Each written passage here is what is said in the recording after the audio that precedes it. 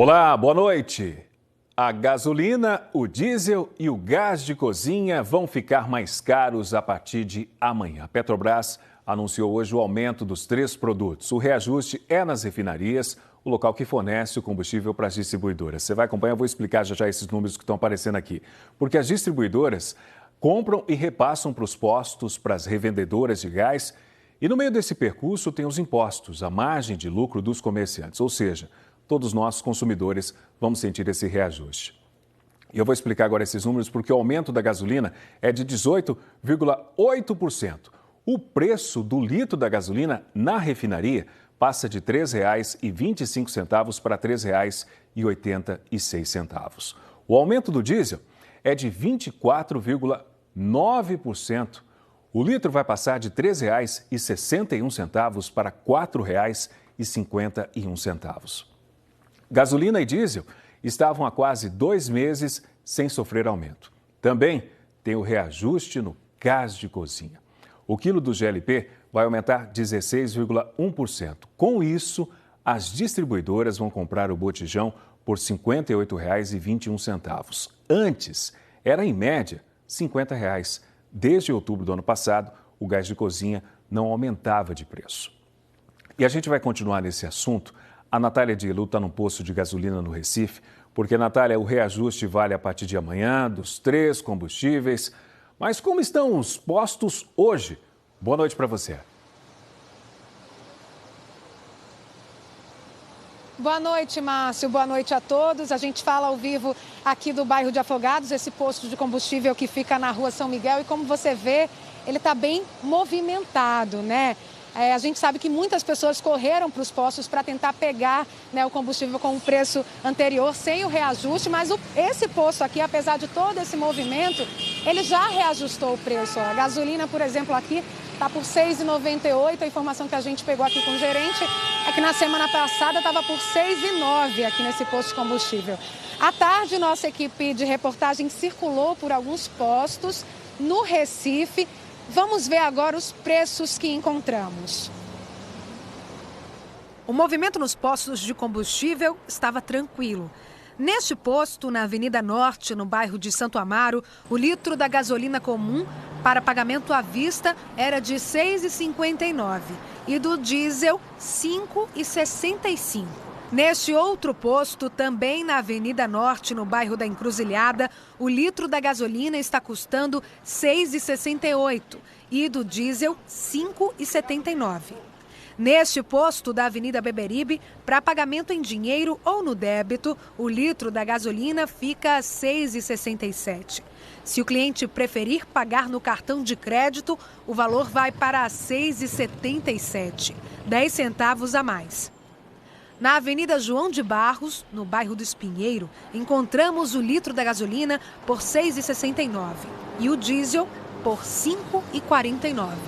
Na Avenida Mascarenhas de Moraes, no bairro da Imbiribeira, fomos em 2 postos e um já estava com o reajuste. R$ 6,99 o litro da gasolina e R$ 6,75 o diesel. No segundo posto, o valor ainda permanecia. R$ 6,65 da gasolina e o diesel R$ 5,59.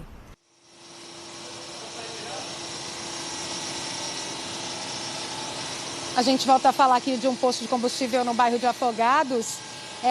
E tem aqui seu Geraldo. Seu Geraldo é caminhoneiro, veio abastecer aqui, mas desistiu porque esse posto já reajustou o preço, né, seu Geraldo? Boa noite para o senhor. Boa noite. É porque não há condições da gente trabalhar desse jeito. Está desesperadamente, o aumento do combustível está demais. A gente está sem condições. Só que os donos de empresas não estão repassando para a gente os valores. E a gente está daquele jeito, sem condições. E a gente chega até a circular vários postos para ver os preços onde está mais barato, para ver se a gente consegue trabalhar. Porque está difícil mesmo, está sem condições. Então vai sair daqui e vai procurar outro posto? Vai procurar outro posto, onde é que tem condições de abastecer, porque o preço está muito alto. A gente tem que estar em cima disso, porque senão como é que a gente vai viver desse jeito? Com aumento aceleradamente, todo dia aumentando, todo mês aumentando, como é que a gente vai viver desse jeito? Está aqui, ó, o caminhão tem que estar andando pelo meio do mundo, onde é que está mais barato para constar, que os patrões não estão repassando o valor para a carga da gente. Apertou para todo mundo, né, seu Geraldo? Todo mundo. A questão é essa, o que está acontecendo é isso. Que eu queria que fosse resolvida essa nossa situação, que está demais. Não está condições para trabalhar, não há. O senhor que veio direto de uma entrega, né, para tentar agora procurar o combustível. É combustível, para ver se abastece, para ver se eu consigo trabalhar amanhã, que está difícil. Está difícil, viu? Muito obrigada, viu, seu Geraldo. Boa sorte, bom trabalho para o senhor. E para a gente explicar, né, esse reajuste, no comunicado sobre o reajuste, a Petrobras informou que esse aumento aí no preço dos combustíveis são reflexo da escalada dos preços do preço do petróleo, né, no mercado internacional nas últimas semanas por causa da guerra entre a Rússia e a Ucrânia. E que agora, com o reajuste, não há mais a possibilidade de desabastecimento. A gente conversou com o presidente do Sindicato dos Donos de Combustíveis aqui em Pernambuco, o Alfredo Ramos. Ele disse que esses aumentos não são bons para os donos de postos e que eles podem causar também prejuízos. Vamos ouvi-los. Essa guerra atrapalha o mundo inteiro, o Brasil não é diferente. Um aumento expressivo no óleo diesel perto de R$1, na gasolina perto de 70 centavos. O posto não ganha quando a Petrobras aumenta, nem quando o dólar aumenta, nem quando o imposto aumenta. A gente vende menos, a gente fica muito preocupado quem viabiliza nossos negócios. E a gente pede que, nesse momento, as autoridades brasileiras, governo federal, governadores, Congresso e a sociedade civil discutam uma alternativa para a gente passar esse momento com menos sofrimento. O secretário da Fazenda de Pernambuco, Décio Padilha, disse que o reajuste anunciado pela Petrobras só reforça o argumento de que a causa dos constantes aumentos dos preços sobre os combustíveis é a PPI, a Política de Paridade Internacional, e que a alteração do ICMS, congelado desde novembro do ano passado, não vai solucionar o problema. O Senado aprovou hoje o projeto que cria o auxílio gasolina e o fundo para estabilizar os preços dos combustíveis. Foram 61 votos a favor e 8 contra. O projeto de lei também estabelece a ampliação do auxílio gás, dobrando o número de beneficiários, e a criação do auxílio gasolina, que deve ser um vale nos valores de R$100 a R$300 para taxistas, mototaxistas e motoristas de aplicativos. A proposta precisa ser votada na Câmara. Você encontra outras informações no g1.com.br/PR. E a gente volta a conversar com Natália Dielu. Agora vamos falar sobre o gás de cozinha, porque tem aumento também. Como é que as famílias estão se planejando para esse reajuste, que nas refinarias será de 16%, Natália? Márcio, se já estava difícil, agora ficou ainda mais. A gente, durante a tarde, conversou com algumas famílias. A gente sabe que esse reajuste, ele vem de uma forma muito mais difícil para as famílias mais vulneráveis. Muita gente desistiu do gás de cozinha. A gente sabe que algumas famílias estão usando até fogo a lenha, né? Fogão a lenha, outras fogo elétrico. Então, a gente conversou com algumas famílias no bairro da Mostardinha que estão enfrentando essa dificuldade, gente que está tendo que pedir dinheiro emprestado para comprar o gás, sem saber como vai fazer para pagar depois, né? Ou gente que desistiu mesmo de utilizar o gás de cozinha diante desse cenário, né, de aumento, porque mais de R$100 em alguns locais. Esse gás de cozinha, ele já estava sendo encontrado por esse preço e agora vai ser muito mais com esse reajuste de 16%. Então vamos acompanhar a reportagem que a gente preparou, conversando com essas famílias na tarde de hoje. No bairro da Mostardinha, no Recife, Josileide mora com os 4 filhos, entre eles Guilherme, de 2 meses. A família vive do Auxílio Brasil e do dinheiro que o marido dela ganha como lavador de carros. Para ela, comprar um gás de cozinha está cada vez mais difícil. Às vezes nem consigo, eu peço a da Antoninha, ela consegue, aí meu marido fica pagando a ela. Você tem que pedir emprestado? Emprestado, para comprar o gás, para ele não ficar com fome, menina. Renata cuida dos 4 filhos sozinha. Desde o ano passado, usa um forno elétrico para fazer os alimentos da família. Para ela, ficou impossível comprar o gás de cozinha. Depois que eu comprei esse fogão, não tive mais condições não de comprar não, aí eu peguei e comprei esse fogãozinho. Paguei R$120, pronto, mais de um ano já que eu não compro gás. Se já estava difícil, agora vai ficar ainda mais. O preço do gás de cozinha vai aumentar depois de mais de 5 meses do último reajuste.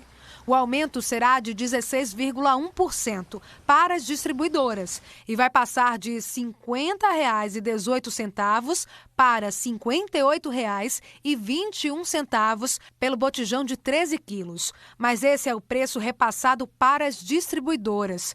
Para o consumidor, o valor é um pouco maior. Foi o que explicou a economista Mabel Carmona. Com o aumento do preço do petróleo, isso vai impactar, obviamente, no gás. Tem umas pequenas variações dependendo de bairro para bairro, mas vamos supor, uma média de R$100, ele deve vir para R$105 ou R$107.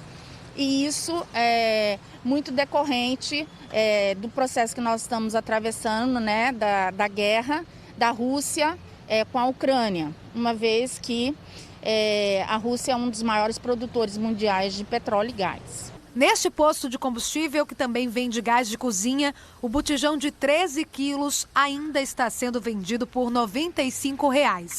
Mas depois que esgotar o estoque, a direção do posto disse que o valor vai ser reajustado, mas ainda não sabe qual será o novo preço. Um problema técnico paralisou o ramal Camaragibe da linha centro do metrô. 5 estações permaneceram fechadas durante 11 horas para o desespero dos passageiros. Jorge tinha uma consulta médica marcada no bairro de Tegipió, do Recife. O metrô estava sem funcionar. Para pegar o ônibus, Jorge teve que carregar o cartão Vem e encontrou outro problema. Eu fui colocar a nota de R$20 na máquina e a máquina disse que a nota estava amassada e em vez de me devolver, ela engoliu. Coloquei mais R$20, um R$20 mais novo para poder adquirir as minhas passagens. De manhã, o terminal integrado de Camaragibe ficou cheio de gente em busca de ônibus para poder seguir para os compromissos. É uma situação, você paga caro. E é tudo difícil, o negócio está muito sério. Péssimo, vou ter que chegar super atrasada na faculdade. Vou ter que fazer todo um rodeio, toda uma viagem para chegar lá. E tem que chegar. É horrível, né? Não sei nem que hora eu vou chegar no trabalho, que eu chego de 8 horas. A CBTU, Companhia Brasileira de Trens Urbanos, responsável pelo metrô, disse que ontem à noite houve um problema nos cabos de energia que afetou o ramal Camaragibe da linha Centro. Todas as 5 estações entre Coqueiral e Camaragibe ficaram fechadas. O Globocop registrou um trem parado perto da estação Cosme Damião. Uma equipe de manutenção estava no local. A linha Centro é a que atende a maior parte dos 400 mil passageiros que usam o metrô todos os dias. O Grande Recife, consórcio de transporte, reforçou as linhas de ônibus que saem do UTI Camaragibe para o bairro do Derby e para a Avenida Conde da Boa Vista. Também ativou uma linha especial para o TIP, o Terminal Integrado de Passageiros, no bairro do Curado. Sérgio se organizou para pegar esta linha e diminuir o atraso para chegar ao trabalho. Eu estou sempre trabalhando, desde ontem à noite, a minha volta para casa, ele quebrou ontem, passei meia hora esperando na estação do Curado. Chegou na estação rodoviária, ele pifou, tive que chamar o Uber para voltar para casa. Cheguei em casa da meia-noite ontem. Neste momento, as estações do metrô Camaragibe, Cosme Damião, Rodoviária, Curado e Alto do Céu funcionam normalmente. A Avenida Agamenon Magalhães tem 12 quilômetros de extensão e é uma das principais vias do Recife. Diariamente, milhares de pessoas circulam a pé, de carro, de ônibus ou de bicicleta por lá. Agora, os ciclistas devem ganhar 4 quilômetros de faixa exclusiva. A nova ciclovia foi projetada para ligar o norte e o sul do Recife, indo da Avenida Agamenon Magalhães até a Ponte Paulo Guerra, no Pina. A prefeitura explicou como será. Na altura do cruzamento da rua Leopoldo Lins com a Agamenon, no bairro do Espinheiro, ela vai se ligar à ciclovia Graça Araújo, já existente. Vai seguir como mostram as linhas vermelhas do desenho pelas margens do canal. A calçada, hoje com 1 metro de largura, será alargada para 3 metros e se transformar na ciclovia. De acordo com a prefeitura, 7.500 pessoas passam por aqui de bicicleta diariamente. Renan trabalha como entregador há 2 anos. Passa pela Agamenon todos os dias. Às vezes precisamos pegar pela calçada ou esperar o carro passar ou o veículo maior, como um ônibus ou caminhão também. Para abrir espaço para a ciclovia, as faixas de rolamento por onde carros e ônibus passam ficarão mais estreitas. Deixarão de ter 3,30 metros de largura para ter 2,90 metros. Nós estamos mantendo nessa ciclo, para implantar essa ciclo, a mesma quantidade de faixas de rolamento e mantendo principalmente a faixa azul, que é destinada à maioria das pessoas que por ali circulam. Com isso, nós conseguimos implantar a ciclovia na Agamenon Magalhães. 2 quilômetros adiante, na altura do Hospital Português, a ciclovia passará a seguir só por um lado e subir o viaduto Capitão Temudo. A passagem de pedestres, que hoje é feita no espaço entre a mureta e o gelo baiano, deverá ter uma proteção contínua. E ciclistas e pedestres deverão compartilhar o espaço até a entrada do viaduto Joana Bezerra. Também na Ponte Paulo Guerra, no Pina, pedestres e ciclistas vão compartilhar o espaço. Adiante, a nova ciclovia Agamenon Magalhães vai se ligar à ciclovia Via Mangue. O secretário de Política Urbana e Licenciamento destacou que a Prefeitura considera a obra importante para a mobilidade no Recife. Depois que ela for concluída, a cidade deverá ter 165 quilômetros de ciclovias conectadas. É a primeira ciclovia que a gente implanta num grande corredor. O Agamenon Magalhães é uma das principais avenidas, se não a principal avenida da cidade, e ela interliga 165 quilômetros da rede cicloviária da cidade, interligando a malha cicloviária da Zona Sul com o restante da malha cicloviária da área norte da cidade. A licitação foi publicada hoje no Diário Oficial. A Enlurb vai ficar encarregada da construção. A previsão está de fazer a licitação e até o contrato firmado é a previsão no final de junho. A ideia é a gente começar a obra no início de julho e concluir ela no final do ano. Pablo mora na Bomba do Emetério e usa a bicicleta há 2 anos para ir trabalhar no derby. Isso facilita para a gente poder andar certo, correto, né? E sem atrapalhar os motoristas, que aí pode se dividir e vai ser, acredito eu, né? Ao meu ponto de vista, que só tem a melhorar, né? Segurança para a gente, que é principal, né? Que a gente está precisando no momento muito, né? Depois do intervalo, polícia prende um homem suspeito de participar do desaparecimento da adolescente Bianca Cauane, de 15 anos, em Paulista. E um encontro que reúne no Recife alternativas para a redução da desigualdade e da violência nas cidades. O NE2 volta em instantes.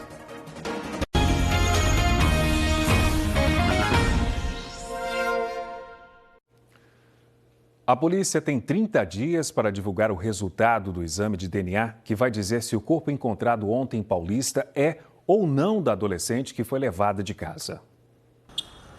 O corpo está no IML desde ontem à tarde. Ele foi encontrado próximo a uma área de mata em Paulista. Nós tomamos conhecimento que um veículo prata, Onix ou Gol, com 2 homens estiveram no local de deixar esse corpo à noite ou pela madrugada, ninguém sabe o horário definido. A polícia aguarda o resultado do exame de DNA para saber se o corpo é de Bianca Cauane, de 15 anos. A adolescente foi levada de casa por 4 homens armados na semana passada e até agora não apareceu. O delegado acredita que o crime está ligado ao tráfico de drogas. A motivação do crime é a disputa de drogas na região. As facções brigando pela disputa do território. Então a facção do Joaninha brigando com outra facção e aí essa jovem, ela estava sendo agenciada como um avião, levando drogas e os elementos automaticamente achavam que ela guardava droga dentro da casa. Por isso estiveram lá, arrastaram essa menor, sequestraram. Hoje pela manhã, um homem foi preso e levado à Delegacia de Homicídios de Paulista. Elias Eduardo Lourenço dos Santos, de 22 anos, é suspeito de participar do sequestro de Bianca. Na casa dele, a polícia encontrou 2 pistolas, um revólver e 110 munições. Elias Eduardo já foi condenado por tráfico de drogas e estava foragido da justiça. Ele também é suspeito de ter praticado 5 homicídios, além de participação no sequestro da adolescente. A polícia ainda procura 3 homens que teriam participado do crime contra Bianca Cauane na semana passada.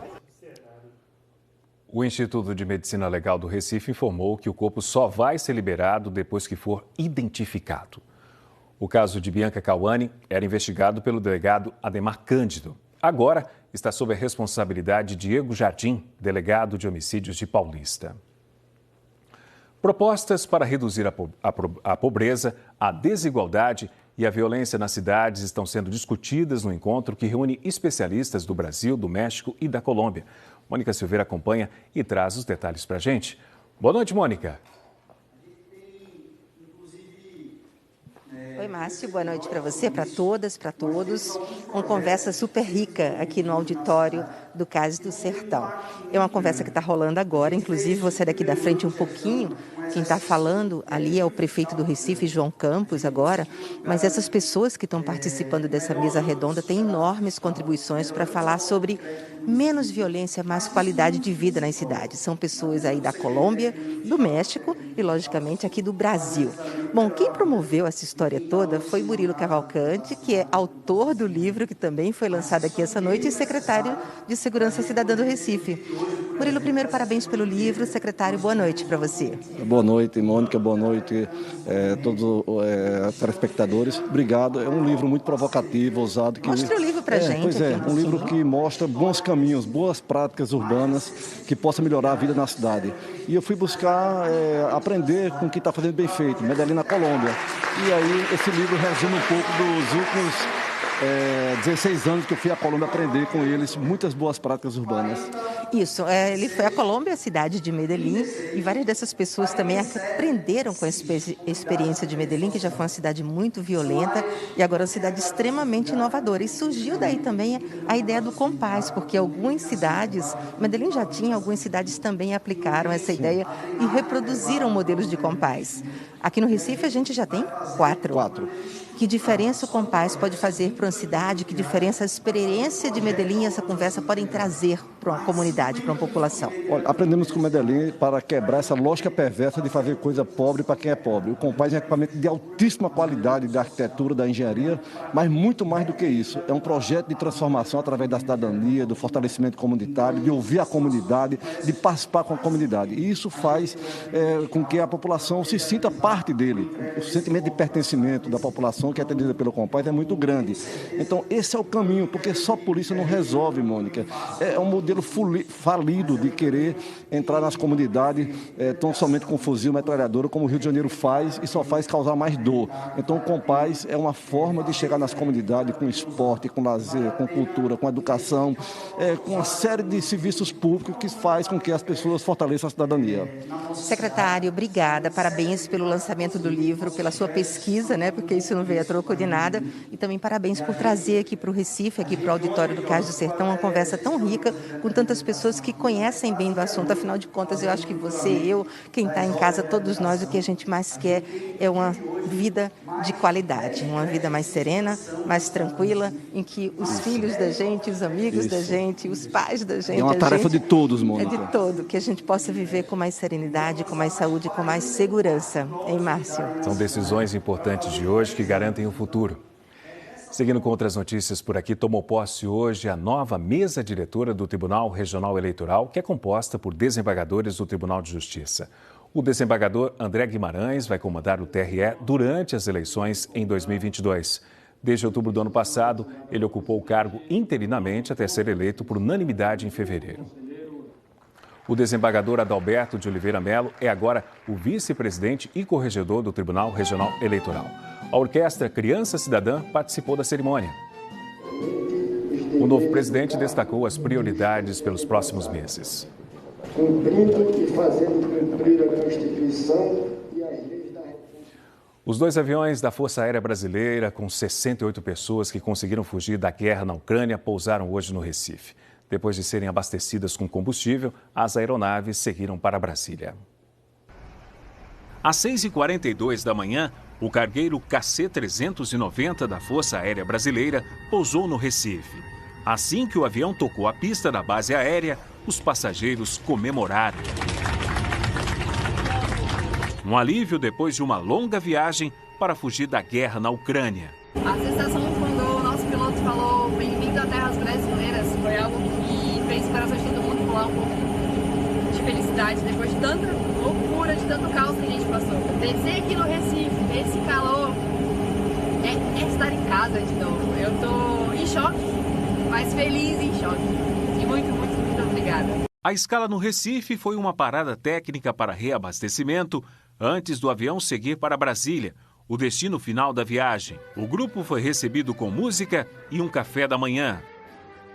Ao todo, vieram para o Brasil 68 pessoas.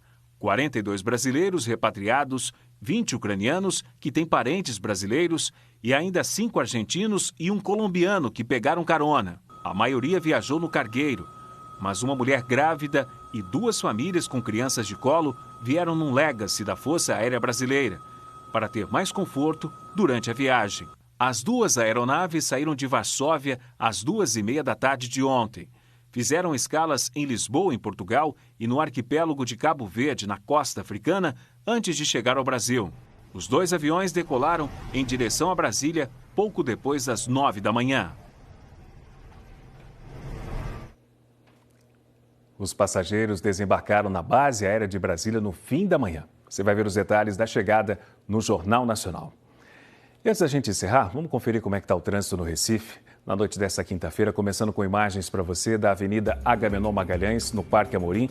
O trânsito, agora o semáforo acabou de ligar, o sinal acabou de abrir, aliás. Os carros seguem em direção a Olinda, movimento tranquilo na volta para casa. Temos uma outra câmera para mostrar, fazendo um giro aqui pela região metropolitana do Recife, para mostrarmos outro ponto da capital pernambucana. Temos outra câmera? Temos agora mostrando a Agamenon no outro sentido, ali bem perto da Praça do Derby, mostrando os carros em direção à Zona Sul. E assim nós encerramos a edição de hoje. Para você, uma boa noite, obrigado pela companhia e até amanhã.